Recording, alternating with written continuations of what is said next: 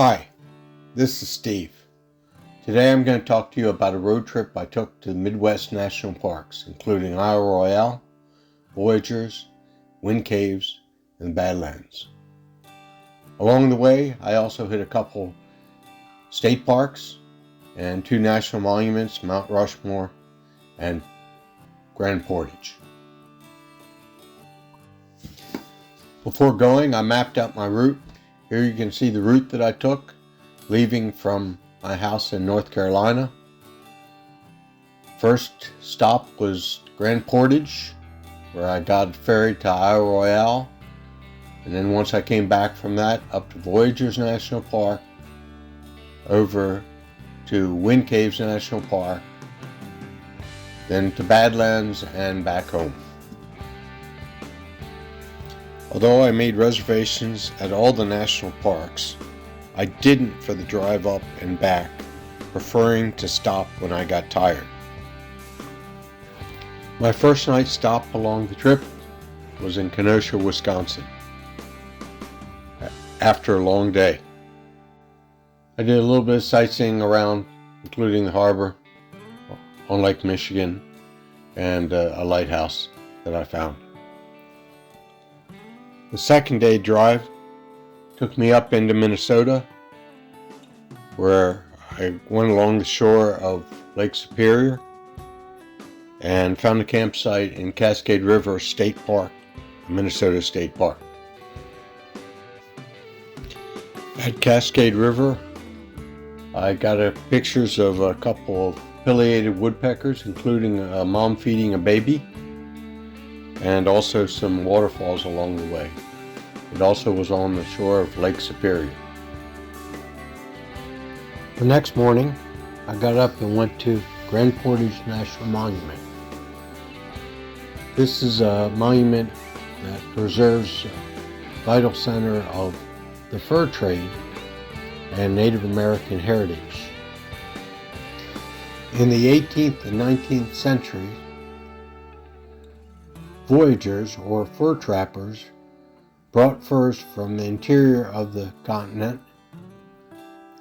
down the Pigeon River towards Grand Portage. Grand Portage is actually an 8.5-mile trail that bypasses a bunch of waterfalls and rapids along the Pigeon River. The end point to this was on Lake Superior, where Northwest had a great trading post. Once the furs were brought to the shore of Lake Superior, they could then be transported through the Great Lakes and the St. Lawrence Seaway out to the eastern shore of Canada and then across the sea to Europe. The furs were transported from the interior in birch bark canoes. At the National Monument, the birch bark canoes were made in historic fashion by hand. Grand Portage is also the location of the ferry that goes over to Royale. So the next morning, I got on the ferry and headed over to the western side of Royale National Park, Wendigo. The moose antlers at the welcome sign were indicators of things to come. After checking in with the ranger about my itinerary and backcountry permits, I headed out to Feldman Lake with my backpack. Feldman Lake was about 8.5 miles away. The path was quite overgrown, but it was still fairly easy to follow.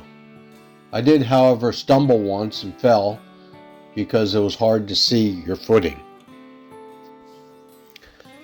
Once I got to Feldman Lake, I set up my tent, relaxed for a while, and then shortly thereafter, I saw my first moose. I had intended to do about a 30-mile loop called Feldman's Loop. However, that evening, I had cramps in my legs and decided that I would stay there for another night. Feldman Lake had no amenities besides an outhouse with toilet paper. But it was a beautiful lake with lots of wildlife on it, and so I stayed for 2 nights. Water had to be filtered, but it was easily available from the lake. The first night at Feldman Lake, we had a horrific thunderstorm. Felt like it was crashing right on top of us and pouring down rain. It lasted for about an hour. It's probably the worst thunderstorm I've had while I've been camping. I was fine and my tent had no flooding, so no problem. Some other people had flooding, however. Over the course of the next couple days, I saw several moose, some birds, beaver, and some beautiful sunrises and sunsets over the lake. So after 2 days at the lake, I headed back towards Wendigo to camp at Washington Creek Campground. Along the way, I ran into a couple of sandhill cranes walking down the path also. At Washington Creek, there were little shelters that you could stay in, and they had picnic tables, and again an outhouse. After about a 9-mile hike from Feldman Lake, I was tired, so I laid down to rest, stretched out my sleeping bag in the shelter, and took a nap. I got woken up a little while later when people started coming into my campsite. They politely asked whether they could come into the campsite, but it turns out that a moose was right behind my shelter and they wanted to take pictures. So I woke up and went out to take pictures myself. Over the course of the next 2 days, there were moose behind me, some with tracking collars on, others going through the woods, and even a moose and a baby going downstream from me. But the most interesting incident happened in the middle of the night. I was asleep. About 3 a.m. I heard a huge splash behind my shelter. I could then listen to a moose eating right behind my shelter. I couldn't see it. I went out for a short time to see if I could see it, but it was too dark. But I knew it was there and listened to it eat for about the next half hour before it disappeared. After a couple days in my shelter, enjoying the scenery along the river and the moose, I headed back to Wendigo to pick up my ferry ride and head out. If you're interested in going to Isle Royale but don't feel like camping or backpacking, there is lodging at either end of the island. And there's even a seaplane that goes there if you don't want to take the ferry. I finished my visit and headed back to Grand Portage on the ferry. After leaving the ferry, I drove a short ways down Lake Superior and stopped at Split Rock Lighthouse State Park and camped there for the night. It has a beautiful lighthouse on the shore of Lake Superior. I left Split Rock and headed towards Voyageurs, my next national park. It was about a 3.5-hour drive there. Once I got there, I went to Rainy Lake Visitor Center and got a tour of Rainy Lake on a boat. During the boat tour, we saw several bald eagles, both mature and immature eagles, and a few mining locations. So after the boat tour, it was time to load up my kayak and head to my campsite. The campsites are out on the lakes, and you reserve them beforehand. And in this case, I reserved spots on Moxie Island and Sponge Island. I headed out from the Kabetogama dock and headed to Moxie Island, my first stop. After about an hour paddle, I made it to my campsite at Moxie Island. It was a bit drizzly, but not raining too hard, and I set down my campsite. I was all by myself on the island. I tried to go exploring, but there weren't really any paths that went very far. The weather got worse with both heavier rain and higher winds, and so without any trails, it was hard to go exploring. The weather did clear up enough at times for me to go exploring in the kayak, but because it looked ominous many times, I didn't go far. I got some visit from some birds, including some loons and a bald eagle that perched in a tree just above my campsite, and some ducks. Because the weather was bad and I couldn't really go exploring, I decided to cut my trip a day short and head back to the dock. Along the way, I saw about 5 bald eagles. After I completed my trip to Voyageurs, it was time for a long drive out to Wind Caves National Park in South Dakota. Along the way, I hit a bunch of farm fields, including sunflower fields, and even some dinosaur bones. I got to Wind Caves and went to the visitor center, and immediately found out that the caves themselves were closed because the elevator was broken, so I was unable to tour the caves. I headed to my campground and set up camp. Although it was disappointing not being able to see the cave, I went exploring anyhow and immediately saw wildlife everywhere. There were prairie dogs everywhere and buffalo roaming around, and then I also saw some elks, some pronghorn, and even a badger, which was the first time I'd ever seen a badger, and some buffalo calves.